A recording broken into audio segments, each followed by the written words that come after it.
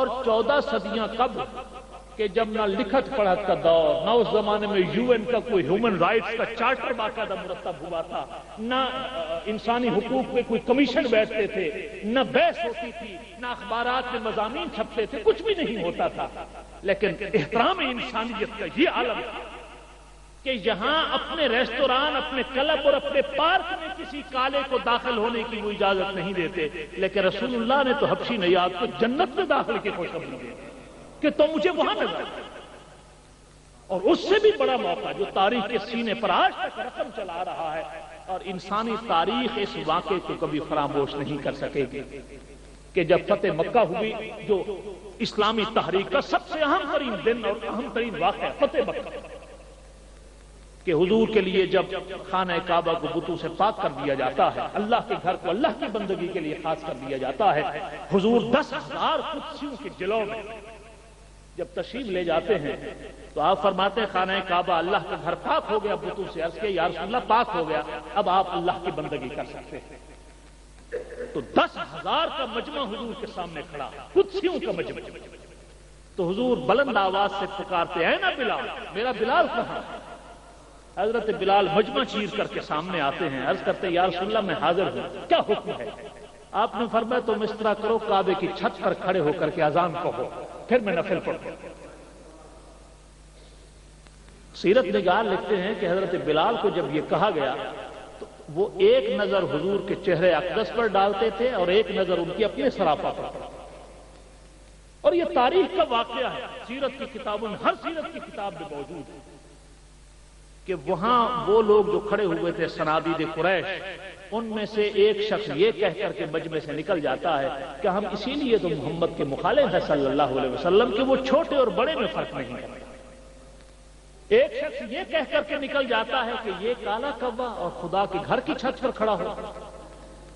تیسرا کہتا ہے کاش یہ دن دیکھنے سے پہلے میں مر چکا ہو۔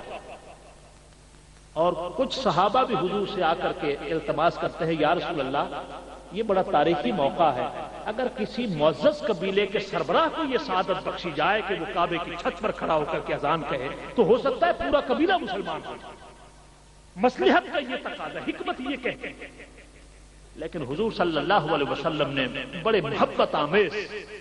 اور بڑے ولولہ انگیز لہجے میں پورے مجمع کو مخاطب کر کے فرمایا کہ لوگوں، جب امیہ بن خلف کی بچھائی ہوئی تپتی ریت پر لیٹ کر اللہ احد کہنے کا موقع تھا تو میرا بلال سب سے آگے تھا۔ آج اللہ کے گھر کی چھت پر کھڑے ہو کر اللہ اکبر کہنے کا موقع ہے تو بھی میرا بلال ہی سب سے آگے۔ یہ ہے احترام انسانی، یہ ہے حرمت انسان، کہ جس زمانے میں بار بار دہرا رہا ہوں یہ باتیں آپ کے ذہن نشین ہو جائیں کہ جس زمانے میں یہ چرچا نہیں ہوتا تھا ان باتوں، جب 1,44,000 کے اجتماع میں خطبہ حجۃ الوداع کے موقع پر 1,44,000 کے اجتماع میں جب حضور فرما رہے تھے کہ لا فضل عربی علی عجمی، کہ کسی عربی کو کسی اجمی پر کوئی فضیلت حاصل نہیں ہے، تو 1,44,000 کے مجمع میں صرف 3 اجمی بیٹھے ہوئے تھے، باقی سارے عربی تھے، لیکن حضور جو اصول مرتب فرما رہے ہیں وہ تعداد کو دیکھ کر کے نہیں بلکہ معیار کو دیکھ کر کے کہ صرف 3 اجمی بیٹھے ہیں اس مجمع میں۔ اور آگے چل کر کے جب حضور نے فرمایا لال احمر والا اسودا، کسی گورے کو کسی کالے پر کوئی فضیلت حاصل نہیں، تو 1,44,000 کے مجمع میں سارے گورے بیٹھے ہیں، صرف ایک کالا بلال بیٹھا ہے، لیکن حضور فرماتے اس کی خاطر میں یہ اصول بنا رہا ہوں کہ قیامت تک کسی گورے کو کسی کالے پر کوئی فضیلت حاصل نہیں۔ یہ ہے وہ چیز جو حضور صلی اللہ علیہ وسلم کی رحمت للعالمین کو دنیا پر واضح کرتی ہے۔ یہ جو میں نے آیت پڑھی اور آج کا عنوان سخن بنایا وہ اسی کانٹیکسٹ میں کہ اللہ رب العزت نے فرمایا کہ ہم نے آپ کو نہیں بھیجا مگر تمام جہانوں کے لیے رحمت۔ اور یہ عربی زبان کا ایک خاص اسلوب ہے کہ جب ایک چیز کی پہلے نفی کر کے پھر اسے اس بات کا رنگ دیا جائے تو اصل میں اس بات پر سٹریس کرنا مقصود ہوتا ہے، زور دینا مقصود ہوتا ہے، اور اسے حسب میں لانا مقصود ہوتا ہے۔ کہنے کا مطلب کیا ہے؟ اللہ رب العزت یہ فرمانا چاہ رہا ہے کہ رحمت کا مظہر تو یہ پوری کائنات ہے، میری رحمت کا مظہر ہے، لیکن جس کو رحمت محضہ کہا جائے گا وہ صرف میرے رسول کی ذات ہے، صرف رحمت۔ اب یہ بجلی آپ خود کہہ سکتے ہیں، بلا تکلف کہہ سکتے ہیں کہ یہ اللہ رب العزت کی تھوڑی رحمت ہے یہ بجلی کے، جس نے فی الواقع جنگل کو منگل میں بدل کر کے رکھا۔ اس سے پہلے کیا حالت ہوتی تھی ہم لوگ؟ یہ رحمت ہے اللہ، لیکن یہ رحمت محض نہیں، کیونکہ اس میں ایک پہلو زحمت کا موجود ہے۔ خدا نہ خواستہ کسی کی انگلی اس کے ننگے تار سے چھو جائے تو پھر یہ بجلی رحمت نہیں رہے گی، زحمت بن جائے۔ ہوا یہ اللہ رب العزت کی رحمت ہے، اس پر مدار حیات ہے، لیکن یہی ہوا اگر تو وہ باد صبا کے نرم جھونکے میں ڈھل جائے تو پھر تو رحمت ہے، میٹھی نیند لانے کا سبب ہے۔ لیکن یہی ہوا جب جھکڑ بن کر کے کسی غریب کا چھپر اڑا کر کے لے جاتی ہے پھر وہ رحمت نہیں رہتی، وہ زحمت بن جاتی ہے۔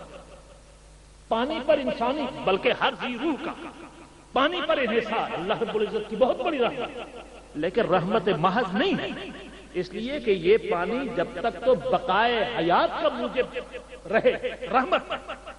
لیکن یہی پانی جب طوفان بن کر کے سیلاب بن کر کے آبادیوں کی آبادیاں بہا کر کے لے جاتا ہے پھر وہ رحمت نہیں رہتا، وہ زحمت بن جاتا ہے۔ اولاد اللہ کی رحمت ہے انسان کی، لیکن خدا نہ خواستہ وہ کسی طرح نافرمان نکل آئے تو اولاد ماں باپ کے لیے رحمت نہیں ہوتی، وہ سراپا زحمت بن جاتا ہے۔ تو اسی طرح کائنات کی ایک ایک چیز پر میں آپ نگاہ ڈالیں تو اللہ کی رحمت کے بے شمار مظاہر اور مناظر نظر آئے، لیکن ان میں ایک پہلو زحمت کا ہوگا، خواہ وہ استعمال ہمارا ہی غلط ہے۔ لیکن اللہ رب العزت نے فرمایا کہ میرا نبی محض رحمت ہے، اور مطلب کیا ہے کہ میرے نبی کو کوئی دوست آزما کر دیکھے یا دشمن آزما کر کے دیکھے، دونوں صورتوں میں وہ رحمت ہی ہے۔ کوئی خوشی میں ان کو دیکھے یا رنج میں دیکھے، ان کی ذات سے رحمت کو ضرور ہے۔ کوئی اپنا ان کے قریب جائے یا کوئی پرایا اور بیگانہ ان کے قریب جائے، ان کا دامن اس وقت بھی رحمت سے معمول ہی لگا۔ کسی بھی طرح میرے نبی کو آزما کر کے دیکھو، جانچ کر کے دیکھو، مل کر کے دیکھو، میرا نبی ظاہر اور باطن میں ہر پہلو سے، ہر زاویے سے، ہر گوشے سے رحمت ہی رحمت ہے۔ چنانچہ یہ عام بات ہے، فقیر بھی یہ صدا لگاتے ہیں کہ بھلا کر بھلا ہو، بھلا کر بھلا ہو، یہ ہر کوئی کہتا ہے، لیکن یہ واحد ذات گرامی سرور کائنات صلی اللہ علیہ وسلم کی ہے کہ جس نے بھلا کیا حضور اس کے لیے یہ بھی رحمت تھے، اور جس نے کبھی بھلے کا سوچا ہی نہیں حضور صلی اللہ علیہ وسلم کی طرف سے اس کو کبھی برا نہ کہا گیا ہے نہ برا سمجھا گیا۔ اکرمہ بن ابی جہل، ابو جہل کا بیٹا اکرمہ، آپ سب جانتے ہیں، ساری دنیا جانتی ہے کہ حضور صلی اللہ علیہ وسلم کی ذات گرامی سے زیادہ مکے میں مظلوم ذات کوئی نہیں تھی اور ابو جہل سے بڑا ظالم کوئی نہیں، دشمن نمبر 1۔ لیکن یہی اکرمہ جب فتح مکہ کے بعد مسلمان ہوتا ہے تو یہ بھی عجیب واقعہ ہے کہ وہ یمن کی طرف بھاگ نکلا تھا، تو اکرمہ کی گھر والی ابو جہل کی بہو نے اکرمہ سے کہا، اپنے سرتاج سے کہا کہ چلو تم بھی رسول اللہ صلی اللہ علیہ وسلم سے معافی مانگ لو۔ تو اکرمہ نے اپنی بیوی سے کہا کہ لگتا ہے کہ تم مجھ سے تھک چکی ہو،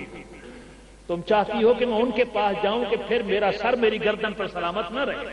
یہ جو مشورہ دے رہی ہو کہ ان کے پاس جاؤ۔ یہ ابو جہل کی بہو کی آبزرویشن،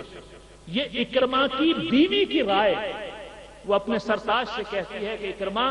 تم جاؤ حضور سے جا کر کے ملو، تم جس قدر بے مروت ہو خدا کا نبی کبھی بے مروت نہیں ہے۔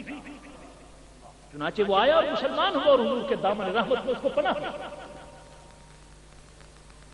اور اس کے بعد ظاہر صحابہ کے دل پھٹے ہوئے تھے ابو جہل کے مظالم سے، ان کے سینے زخم سے بھرے ہوئے تھے ابو جہل کے مظالم سے۔ کبھی کبھار صحابہ کی نوک زبان پر ابو جہل کے لیے ظاہر سخت کلمہ آ جائے، سخت بات کہہ دیتے کہ جب بھی زخم سے چیز اٹھے تو یقیناً کوئی نہ کوئی اثر تو ظاہر ہوگا۔ یہ حدیث اور سیرت کی کتابوں میں مستند بات لکھی ہوئی آپ کو ملے گی۔ حضور صلی اللہ علیہ وسلم نے اپنے صحابہ سے فرمایا، رفقا سے فرمایا کہ مجھے تمہارے احساسات کا صحیح اندازہ ہے، اور تم سے بڑھ کر کے تو میں نشانہ ستم رہا ہوں ابو جہل کا، لیکن دیکھو اکرما کے سامنے ابو جہل کو برا بھلا نہ کہا کرو، کیونکہ یہ اس کا باپ تھا، اس کا دل دکھتا ہے جب حلقہ اسلام میں داخل ہوا تو اب زخموں پر پھاہا رکھنے کے لیے یہاں آیا ہے، اپنے زخم دکھانے کے لیے نہیں آیا ہے۔ اس سے زیادہ رحمت للعالمین کیا ہو سکتا؟ اور وہ عورت کہ جس کا کام ہی یہ تھا کہ وہ راستے میں کانٹے بچھائے کہ حضور یہاں سے گزریں گے تو آپ کے تلووں میں چبھیں گے، اور ایک آدھ روز جو کانٹے حضور کو نہیں چبھے تو آپ نے فرمایا خاتون ہے محلے میں نظر نہیں آ رہی، تو اس کے محلے دار صاحب نے کہا یا رسول اللہ وہ تو بیمار ہے بیچاری گھر پڑی ہے، تو حضور نے فرمایا پھر ہم چلتے ہیں اس کی بیمار کرسی کرتے ہیں۔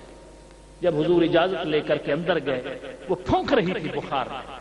تو حضور نے اپنا شفقت بھرا ہاتھ اس کے ماتھے پر رکھا اور پوچھا مائی کیا حال؟ جب اس نے آنکھیں کھول کر کے دیکھا کہ یہ وہی دل نواز شخصیت ہے کہ جس کے راستے میں کانٹے بچھائے کرتے تھے، تو وفور شرمندگی اس کی آنکھوں سے آنسو بہ نکلتے ہیں۔ حضور فرماتے ہیں مائی آنسو بہانے کی یا شرمندہ ہونے کی کیا ضرورت ہے؟ جو کام تمہیں زیب دیتا تھا وہ تم کرتی نہیں، جو ہمیں زیب دیتا ہے وہ ہم کر رہے ہیں۔ یہ ہے شان رحمت اللہ علیہ کہ جو سفید لباس آدمی ہوگا، خوش پوش آدمی ہوگا، بڑے اسٹیٹس کا آدمی ہوگا، کوئی بڑا پس منظر رکھنے والا آدمی ہوگا، ظاہر ہے وہ دوست بھی تو اسی طرح کے ڈھونڈے گا۔ اب وہ مجھے تو دوست بنانے سے رہا،